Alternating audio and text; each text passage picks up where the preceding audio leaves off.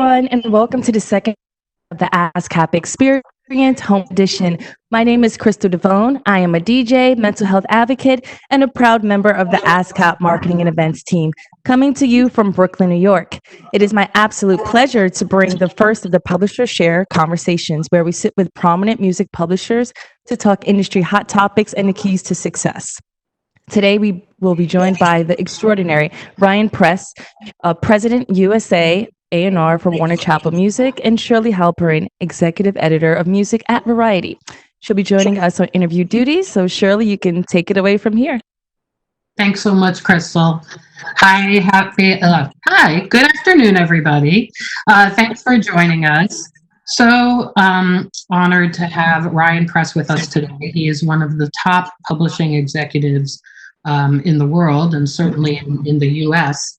And, we just want to launch right into it and see what he's been up to these last few weeks/months. So, Ryan, if you could start us off by telling us, how has your quarantine been? What have you been doing with yourself in terms of work, and how have you adjusted? First, thanks for having me. Thanks, Shirley. Thanks, ASCAP. Loaded question to start off. Quarantine has been fairly okay for me. I think it's shown that we can adapt to a flexible working environment when I think now being forced to. I think some of us were resistant in the beginning, but I think this was like a great test run at just how we can be flexible and adapt to what the future of the working environment looks like. So all things considered, the quarantine has been fine. Got a lot more time to dive into some other things. It's been a lot more work, ironically. A lot of people are asking that same question, and I feel like I'm working 10 times harder, to be honest. I'm on calls every day, video calls every day, which is quite demanding. But all things considered, I feel like we're getting a lot done. A lot of songs and sessions and deals, and it's been business somewhat as usual in that department. Personally, obviously, it's a lot going on in the world right now, so that's been tough. It's been hard to just wake up every day and feel like it's business as usual, because it's not. So that part of it has been extremely tough, and I'm emotionally drained, to say the least. Can you expound on that a little bit? There's obviously been a lot written in these last few days. Protests and shows of support continue. Are you feeling better than you did 2 weeks ago? I will say that I recently protested with one of the people on my staff this past weekend, and it definitely re-energized my soul. I needed that. It felt good to be out there. It's tough. I'm proud of the young people that are really stepping up. And historically, if you look back, a lot of change has happened from, young leaders. Martin Luther King was in his 30s when a lot of, the things he believed in, he preached and affected a lot of change around the world. So just to, personally see the young people demanding change, not asking for it, but literally demanding it, has been amazing to see. Overall, it's just been tough. A lot of what's going on is forcing, myself and a lot of young Black people to deal with issues that you probably try to put away in a box somewhere and just never really address it. So it's very loaded with these topics and things that are coming up, because we're just dealing with years and years and years of issues and your parents and your grandparents and family members. So it's really been tough. It's hard to talk about, but I know I speak for myself and a lot of people that I think tired is a familiar word that everyone has been using, but I'm emotionally at a tipping point, to be honest. So in addition to that, you're still running a team, you have staff. How have you guys been doing meetings? Have you guys been communicating regularly? Because I found at Variety, we've really had to unlearn and relearn how to talk to each other and get things done remotely, and it has not been easy. What have you guys been doing? From the work aspect, yeah, we've been, like I said, everyone has been forced into working remotely, which has been great though. I think it was coming anyway. It's a part of what the future is gonna look like. So we've been communicating regularly.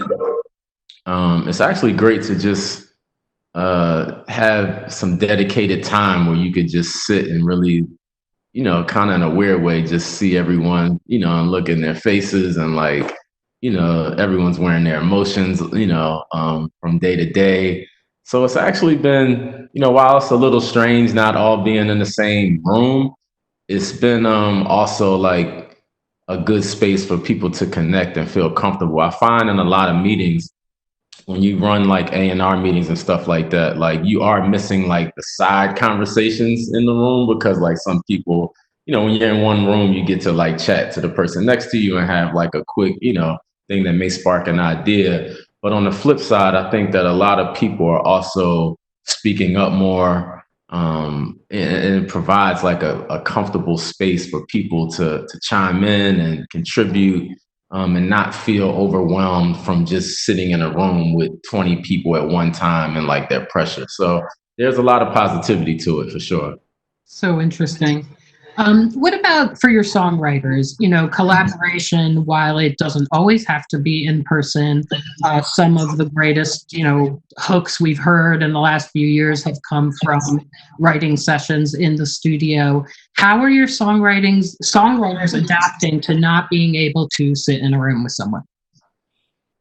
I think it's been tough, and it's a different answer for everybody.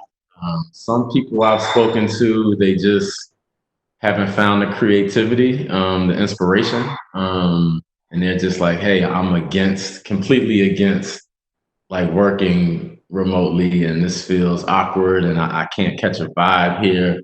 Some others have been diving right in and doing like the remote sessions thing, and having a lot of success with it, inspired to really try this new form of collaboration. So it's been a mixed bunch of just different perspectives on it, and it's all about how they get inspired. So I think it applies to people differently. And then you have some people that are out there really doing sessions and acting as if coronavirus doesn't exist. So some people are just business as usual. And probably lesser distractions, could open the door to just more creative output, I would imagine, if, someone doesn't have to jump on a plane to go meet whichever artist is the case too. Absolutely, yeah. So tell us about your A&R role, because you got this promotion just a little over a year ago. You're the head of A&R for the U.S. at WarnerChappell. How do you A&R on the publishing side? What kind of creative feedback do you offer to your writers? I think a big thing, for me as an A&R, not like someone that's like running a department, just my own creative process. I'm big on just my gut feeling. That's just a big thing to me. A lot of people ask all the time, like, how do you sign people, and what rings true to you? And it's just really a gut instinct, and I don't know if that just comes over time of just developing that instinct or whatever. But for me, once I feel it, I'm in. That's just, and that can be if you wrote a hit that's currently out, or if you just have nothing out at all. I just feel it, and I try to build up the trust with the people I work with to provide that space for honesty. You can't just sign someone tomorrow and just say, hey, change the second verse and like this chorus sucks, or you just can't dive in like that. So, what I always try to do is, spend as much time as possible, do the hard work that no one wants to do. Like I'm running around 2, 3 in the morning, I'm in the studio, I'm there, you know, with you for personal moments. You know, I try to invest my time in people from a human level. And it's genuine. So it's not just like I'm doing it to achieve something, but you know, there's no plan B for me. There's no other options. Music is my life. My sister's in the music business. My brother's in the music business. My dad is in the music business. You know, this is my life. So I'm attached, you know, from a human level, and I've lived the ups and downs of a lot of money coming in, no money coming in. You know, I've lived that my entire life and what the effects of those things are. So I try to dive in and connect on a human level. And then once we have that trust in each other, and you know that I'm in it with you through the highs and the lows, I feel like that creates the space to, you know, to chime in and have, you know, creative opinions and just try to be honest. You know, I'm not the person that's just because you're the biggest writer in the world that everything you write is great, you know. But I'm also a listener and respect the space that some people, that a lot of people just want. You know, I work with Mike Will for 10 years at this point, and you know, he sometimes has some out there ideas, and is more times than not, he's often right. So sometimes my position in that is like, let me be quiet and let him run the ship because he gets it right, you know. So you know, sometimes the best A&R is like getting out the way as well. So you know, it just all depends on the situation. It also sounds like you're much more involved in different stages of the song coming together. Like it's not, it doesn't sound like someone is giving you a finished product and going, "What do you think? We'll put some shine on it and we'll take it to radio." Like you are involved in hooks, and beats, and choruses. Is that correct? Yeah, and that came at an early age. When I first started in the business, my best friend was producing, and you know, we lived together, and this is 20 years ago. And even before that, just being friends and before actually working together, I would be at his house when we were 13, 14 years old, and he would play me something and say, "Hey, what do you think?" And I think him allowing me to give feedback and actually like using some of my ideas gave me the confidence to have an opinion like early on. And I think as that grew into us, you know, formally working together, we worked kind of as partners and not necessarily me producing, but he was open to just say, "Hey, you know, what do you think here?" And I would just say, you know, maybe if you sampled this part, if you slowed this down, if you switch this around and use this as the chorus. And I think that was my early learning back when, you know, this is 20 years ago. And I think gradually, as some of my suggestions started to come to light and get placed in singles and stuff like that, I just gained confidence and like, okay, I do know what I'm doing. And then artists and songwriters started to come to me for that. Got it. I wanted to ask you about two very important C words: collaboration and compromise. Mhm. Does one come with the other pretty much all the time? Um, I mean, on the collaboration side, I think collaboration is great. You know, I think it's great to be in a room with someone else and, you know, be able to bounce things off of, you know, and just in my seat, you know, being able to collaborate with others. I know a lot of people think that all publishers are like hate each other and like they're in like this constant battle with each other, but you know, being able to collaborate with a lot of these people who are my friends is amazing. So, you know, it's a group win when I'm able to call you know, a Walt Jones or, you know, one of my friends at another, you know, company, and we do something together and we both win. You know, that feels great. So I love the compromise, you know, from where you know, the collaboration from where I sit. You know, I think as a creative, I think they're all strong-minded individuals. So you know, I think it's like a, you know, thing when you're like collaborating. But I do think it comes with some compromise. You know, I was around when Justin Tranter and Julia Michaels first started writing together. And I think the great thing about how they interact is they know how to feed off of each other when they collaborate, and they know the safe space of who needs to compromise in the situation for the best of, for the best of the song, not like for the sake of I was right or you were right. I watched their chemistry grow of like, the best idea wins.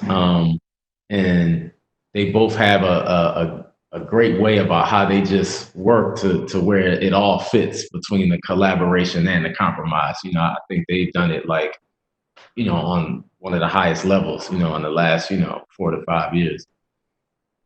Excellent. Thank you. Such a good answer.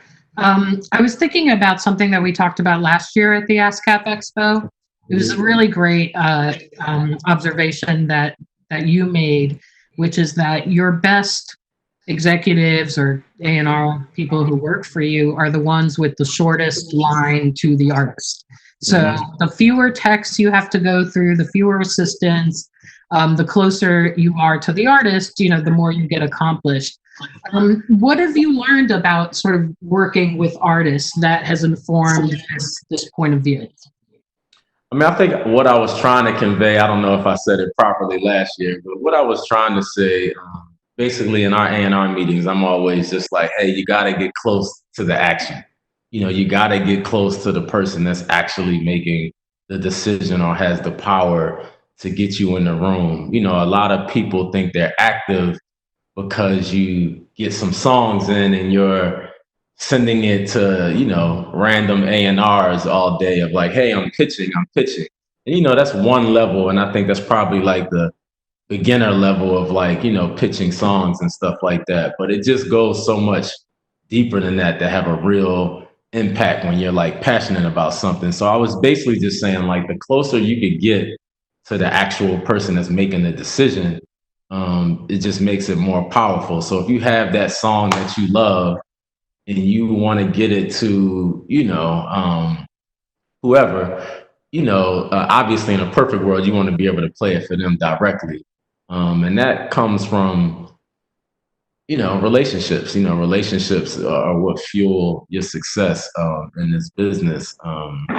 And, I'm always just preaching to my staff of like, you have to get close to the action. Like you just have to, because a lot of people are getting a lot of music daily from a lot of different people at different companies, a lot of people, producers, writers, just daily. So it's just like, how are you going to stand out from all of that? And it takes some time of how you get inside camps, to find out who's actually the one that can pull the trigger on something.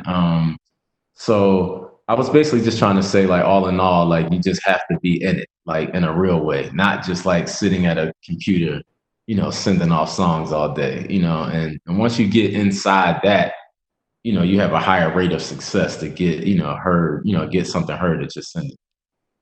I think that is such good advice and can be used for so many different areas of business. And I've often thought about using that. So it's like when people come to me and they're like, how do I, or I hear about like, how do I get inside, one of these companies or, something like that. It's like, someone on our staff, his name is Wallace Joseph, young, talented A&R that signed, a lot of great things this year and in previous years. Like, he would just come up to me, like at every ASCAP, awards, every, restaurant. He would just, literally write to me like, hey, how do I get in? I'm ready. I went in, for a year straight. And I'm like, okay, by the sixth time, I'm like, this kid is hungry. Like, how do I figure this out? Because he's showing up at every place I'm at, won't leave me alone, having success on his own, so he was just close to, he was close to the action. So that's what I just try to tell, my staff of just like, hey, you can't just sit in your office and say, I pitched the song to Rihanna. It's like, well, who did you send that to? How much time are you spending with them? Are you investing personal time to go out to eat? Did you invite them to lunch? Did you start doing things for other artists that Omar Grant is not, that's working on that isn't Rihanna? Like, hey, did you work on the other 4 projects that he's working on? And not just try to just say, hey, this is for her, like, did you really invest that time? So that's all I was really just trying to get across. Of just, you got to get close to where the decisions are being made. I give him so much credit because you have like the smiling poker face where you're sort of like nice to everyone, but I imagine it would be very hard to actually crack through that facade to get something. So like, bravo, that's amazing. Absolutely. I wanted to ask you, who's exciting you these days on the WarnerChappell roster? What's who have you signed recently? What should we know about? So we recently signed so much. We recently signed Tones and I, which is amazing. She's like a one-of-one talent. I think I read recently that she has the biggest streaming song of any solo female ever. Which is amazing. But even beyond the single that she put out, she's just an amazing talent, and I encourage everyone to dig into the music just across the board, because her voice is like insane. It just cuts through when you hear it. Super excited about that, like super duper excited about that. Recently signed Seth in the Kitchen, who currently has the #1 song on the Hot 100. He produced the Baby and Roddy Ricch's single Rockstar. That's just super exciting, just raw talent. He has been producing a lot of songs on the Baby for a long time, and now he's had his moment that's like, just out of here. Super excited about that. Just trying to think about everything in my head without, someone's gonna be like, man, you forgot me. We just signed Ari Lennox, young R&B star in the making. Super duper excited about her. She was, making a lot of waves, before everything slowed down with the coronavirus. Just, being that live, raw performer. You just feel all of her soul and passion every time she sings. We also signed Summer Walker about a year ago, before her album came out. Everyone's watched what she's been able to do. Just been, so excited to just watch her talent and just raw ability to write her real emotions out, and really just feel her through the music. Like she's just so culturally relevant and just so raw and real. I just love her. We signed Lizzo, which, Lizzo is Lizzo. What can you say about that? She's just so talented on so many fronts, so amazing, and just happy to be in business with her, and just a great person as well. Her and her family, like I just love spending time around them. We recently brought back to our company Sean Douglas, who we had signed before, brought him back home. Super excited about that. I think he's co-written the last 3 Demi Lovato singles, which have been like all I think #1 records. Super excited about that. I can run through a list. It's not that we're signing like a ton, in comparison to others, but we're signing like the things that are close to us, that we feel are like generational talents and are going to be here for a long time. I think, in my current role and what we've strived to do even before that was just not feel like we needed to be in everything, but just sign, the things that were close to us. And I think with a lot of our recent signings, with a lot of artists, we've been trying to like convey that through the things we sign, things that we think are like representing us and, our new leadership and our new executives and how we want our company to be represented going forward. So it's a lot more deals than that. But those are just some of the ones without like having a brain freeze that just, came to my head, that, we're all excited about, and so many more, to be honest. Excellent. Very exciting. Just because you mentioned the Hot 100, I wanted to ask you, is radio airplay still the thing that you look to? Because songwriters don't get paid on radio plays. There's performance rights, obviously. But how does radio compare to like having a Spotify hit, 300 million streams? How do you view these these sort of platforms? I mean, in the publishing space, they're both valuable, super valuable. Radio is still important, it's still a driving factor in revenue for us. So I would be crazy to sit here and say that radio wasn't important. Radio is super important. But, on the flip side, I think more of the cultural relevance and what's happening from the youth movement and like what's next and what's the future, I think happens on the streaming side. So I'm looking at both every day. The first thing I do, sadly, or not sadly, when I wake up is I'm on the charts. That's my morning ritual. I'm on every chart. I'm on radio charts. I'm on every streaming chart. I'm on Shazam charts. Everything charts, as soon as I get up. So I'm super engaged in what's happening on every streaming platform because it's important and it's a major, put, a lot more emphasis on a major part of what's going on. And it's super important. And often the things that are happening next are the things, growing on the streaming services first, and radio is coming in after in a lot of cases. But they're both super important, and they both mean a lot to us. So it's finding that balance, but also recognizing that something can be super important and impactful for us and doesn't necessarily have to have the radio piece to make it that. Got it. And how do you view more of a primarily video platform, the popularity of video platforms like TikTok vis-a-vis your writers?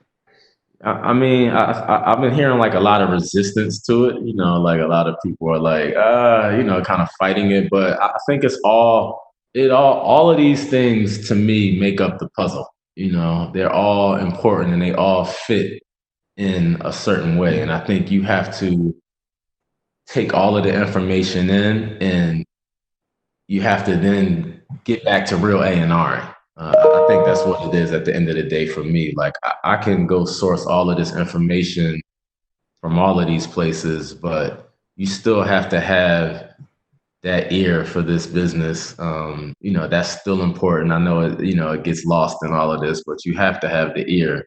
And that's what's going to separate the ear and the instincts. Those are the things that are probably going to separate you at the end of the day from all of the different things that are coming at you, because it's so much to, it's this platform, it's that, it's TikTok, it's radio, it's Instagram, it's SoundCloud. You got a lot of different things coming at you. And I try to personally, for me, take all of that as important information, and not let that make my decision, but couple that with what my gut and my instincts are, that what rings true to me, and move forward from there. But I don't personally need any of those indicators for me. Like, I'm just like, let me listen to it old fashioned and let me, just feel it. I think what gets lost in a lot of this is like, I'll like, send me the music. Like, let me hear the music. You send me all these stats and all of these different things happening, but like, I need to hear the music. Wow. All right. Well, last question for me, and then we'll open it up to the audience. But obviously, your purview is the U.S. But what's another important music market today? Where are there sounds coming from that are piquing your interest? I mean, in today's business, it's not good enough to just be U.S. focused. I know my title says U.S., but this is a worldwide business. We're connected globally around the world, as others are as well. But that's the number one thing we preach, is just being connected as a company globally. We recently brought in a head of international, that's Shani Gonzalez, and she's at the forefront of spearheading our operation around the world globally to connect the dots. But just being focused on the US is just not enough. It's talent coming from everywhere, so many different influences coming from everywhere. You see it on the charts daily. You see how big Latin music is, like at the forefront of everything going on. Afrobeat and all of the African influences of music coming up are just incredible. I'm seeing things from all the territories, to be honest. It's hard to really just say one specific spot because you see a lot of things from the Asian territory making its way here, and having like huge impact. So I really think with the beautiful thing about streaming is that it made the world smaller, and you're able to hear music on a constant basis from all over the world. And I tune in myself, like I'm literally diving into things all across the world, like on a daily, because hey, it's talent coming from everywhere. You know, when I signed Nico and Vinz, they were a small group out of Norway, and that song just rang, you know, super loud across the world, and you just couldn't, you know, you couldn't not, you know, get into that, you know, with a little bit of the African influence, a little bit of like just their influence from where they, you know, were currently living at, but also it just ringing true here as well. So I think, you know, you would be foolish to just be siloed and like, hey, I'm just dealing with this. And then on the flip side, you also see how big hip hop and R&B is growing around the world. It's probably not probably like the number one emerging, you know, format, you know, or genre of music growing. Every international call I'm on, you know, people from Germany are like, hey, you know, hip hop, you know, in Italy, you know, like hip hop is growing, you know, everywhere you and everyone you talk to, it's just growing so big. So I just think you got to be in tune with everything, and also be able to take those influences and bring them back to the producers and writers you're working with, and give them some other things to get inspired by to help, you know, write future songs and produce, you know, new music to help push everything forward here as well. Excellent. Thank you. So, such a great answer. Super insightful. Really appreciate all of your answers, Ryan. I'm going to take a couple of questions from the audience. I think we have 10 minutes left, so we should be okay. Michael wants to know, what is the best way for an up-and-coming songwriter to get noticed by A&R teams? It's no real blueprint to it, you know. I think you gotta put, you know, you gotta put your music out there, obviously, every way you can. You know, it's an easier world in that way of streaming services, YouTube, SoundCloud, you know, all of those things, obviously. But I think you also got to do the networking as well. You got to not be afraid to get in front of people, approach people. You may get 100 no's, but you may get that one yes. And that's all it really takes at the end of the day. I think that's probably my biggest takeaway from it, of like, you got to just keep going, because you only need one person to believe at the end of the day. You need one person in the right position to really be impacted by what you're playing them, and that right person could change your life. So I think you just got to get out there, understand it's a grind, not take it for granted. Of like, I know there's 1,000, probably 1,000,000 people that are available and ready for my position, and I'm like, I'm hustling as if I've never gotten here. And this is 20 years ago, and I'm just getting into the business. So I think from that perspective, just knowing where I'm at with it in my position, you know, if you're coming up, you got to realize, like, you got to, you know, you got to do everything. I played every role trying to get into the business. You know, I was a manager, I was an assistant, I went and got the food, I drove friends to New York for meetings that lasted 2 minutes, only for them to say, hey, you can drop the CD off. And I spent $100 on gas, $100 on parking, you know, for a 2-minute meeting, waited an hour. You know, I've been through all of it. I've asked help for friends that I've known in the business and got the doors slammed in front of me, and got no help. And then somewhere down the line, you got that one person that helped you and helped create that bridge. So I just feel like you just got to just stay on it, and stay hungry. And if it's true to you and it feels great and you believe in it, like, just keep going. Okay. I think we actually only have time for one more question. So I'm going to ask this one by Jason, which I think is a good question to ask someone like Ryan. From an A&R perspective, are you looking more for what sells today, or is there a trending focus on the next big sound artist / songwriter?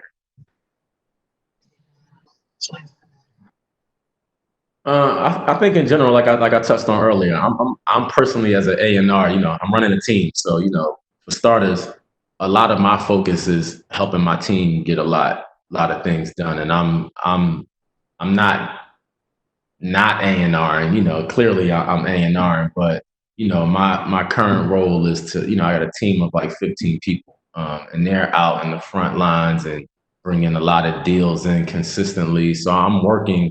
A lot of my time is spent working with my team on things that they're excited about, and what's the priorities, and what's our goals of what we're trying to get done, and plugging holes here, and what do we don't have, what don't we have, and all of those things. But from my A&Ring, it's gut. I'm looking for. My father's in the Temptation, so that sets the guidelines for how I view success. They've been doing this 50, 60 years, so I'm not looking for a quick, hit. I'm looking to work with someone and people and just creative talents that will be here 10 years from now, 15 years from now, 20 years from now. That's just where I personally A&R. I think that's a great way to end. It really comes down to timelessness. When it's any song, you should be able to break it down, play it on any instrument at any time, and that's what makes a great song. So thank you, Ryan, so much for being with us this afternoon. Thanks for having me. Thank you, Shirley. I appreciate every time we get to talk together. I love it.